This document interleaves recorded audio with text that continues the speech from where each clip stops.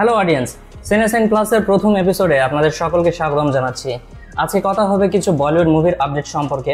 তো প্রথম আপডেটটি হচ্ছে আবার আপন 2কে নিয়ে। আমরা সকলেই জানি যে আগামী বছর এই মুভিটা আসতে চলেছে, আর এখানে অভিনয় করছে ইমরান হাশমি এবং এর বিপরীতে রয়েছে দিশা পাটানি। তো এই মুভিটার শুটিং অলরেডি স্টার্ট হয়ে গিয়েছে এবং তারা সকলেই ব্যাংককে চলে গিয়েছে এই মুভিটার শুটিং করার জন্য। শোনা যাচ্ছে যে এই মুভিটার শুটিং ব্যাংককে 50% কমপ্লিট করার পরে তারা আবারও দেশে কামব্যাক করবে। তো দেখা যাক যে এই মুভিটা সামনে বছর কেমন ধামাকা নিয়ে আসে। তো এর পরবর্তী যে আপডেটটি হচ্ছে সেটি হচ্ছে ডন 3 মুভিকে নিয়ে।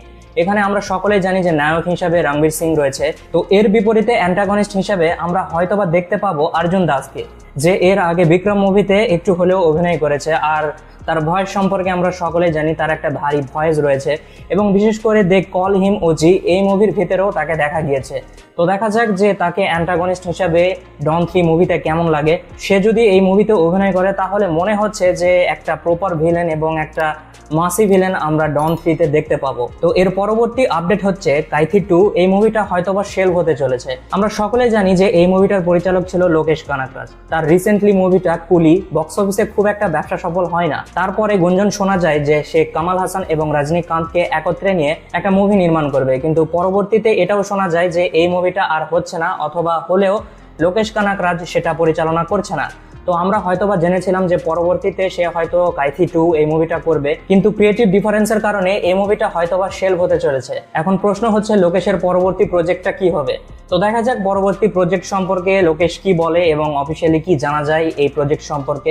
এরপর যে আপডেটটি হচ্ছে সেটি হচ্ছে শাহরুখ খানের বহুল প্রতীক্ষিত মুভি কিং মুভি। আমরা সকলেই জানি যে এই মুভির মাধ্যমে শাহরুখের মেয়ে সুহানা খান বলিউডে ডেবিউ করতে চলেছে। তো রিসেন্টলি শোনা যাচ্ছে যে এই মুভিটার শুটিং করার জন্য সিদ্ধার্থ আনন্দ ইউরোপে পাড়ি দিয়েছে, কারণ ইউরোপের এমন কিছু লোকেশনে তারা শুটিং করবে যা এর আগে বলিউডের ইন্ডাস্ট্রিতে সেরকম লোকেশনে শুটিং হয়নি। আর তারা আরো একটা প্ল্যান করেছে যে শাহরুখের যখন এন্ট্রি হবে সেটা গ্র্যান্ড আকারে। তো দেখা যাক শাহরুখ খান এই মুভিতে কি ধরনের এন্ট্রি নিয়ে আসে এবং দর্শকদেরকে সেটা কতটা ভালো লাগে। তো পরবর্তী যে আপডেটটি হচ্ছে সেটি হচ্ছে সালমান খানের আপকামিং মুভি ব্যাটল অফ গালওয়ানকে নিয়ে। তো আমরা ইতিমধ্যে জেনে গিয়েছি যে এই মুভিটার শুটিং স্টার্ট হয়ে গিয়েছে এবং সালমান খান সহ সকল মেম্বাররা সেখানে রয়েছে লাদাখে শুটিং করার জন্য। তো সালমান খানের যে পোর্শনটা ছিল সেটার শুটিং মোটামুটি কমপ্লিট হয়ে গেছে, 15 দিনের যে শিডিউলটা ছিল, এবং এরপরেই সালমান খানের হেলথ ইস্যুর কারণে সে মুম্বাই ব্যাক করে। আর আপাতত এই মুভিটার শুটিং স্টপ রয়েছে যেহেতু সালমান খানের হেলথ ইস্যু হয়েছে। তো এখন বর্তমানে সালমান খান একটু রেস্টে রয়েছে। তো পরবর্তীতে সে যখন সুস্থ হয়ে উঠবে তখন এই মুভিটার শুটিং আবারও স্টার্ট করা হবে।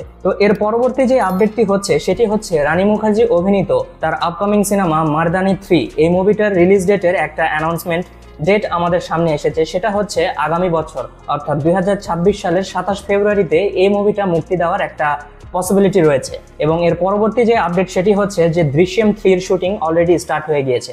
মোহনলাল অভিনীত তার দৃশ্যম ফ্র্যাঞ্চাইজের 3rd ইনস্টলমেন্টটি শুটিং ইতিমধ্যে স্টার্ট হয়ে গিয়েছে। তো দেখা যাক এবারের এই দৃশ্যম 3টি কিরকম ভাবে দর্শকদেরকে সারপ্রাইজ করে, কারণ আমরা সকলেই জানি যে দৃশ্যম 1 এবং 2 দর্শকদেরকে অনেকটাই সারপ্রাইজ করেছে এবং একটা থ্রিলার মুভি হিসাবে দর্শকদের মনে এই মুভিটা জায়গা করে নিয়েছে। তো দেখা যাক এর 3rd ইনস্টলমেন্ট এই মুভিটা সে কেমন ভাবে দর্শকদেরকে প্রেজেন্ট করে এবং দর্শকরা এই মুভিটা কতটা এনজয় করে। তার পরবর্তী আপডেট হচ্ছে ম্যাডক ইউনিভার্সের থামা মুভিকে নিয়ে। এই মুভিটির নাম ছিল THAMA, তারা পরিবর্তন করে এবার নাম রেখেছে THAMMA।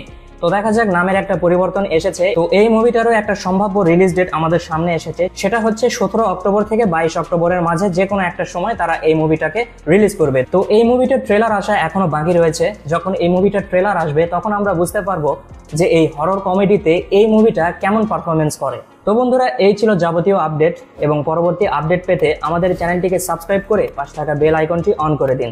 দেখা হবে পরবর্তী কোনো ভিডিওতে। সে পর্যন্ত সকলেই সুস্থ এবং সুন্দর থাকবেন। Signing out.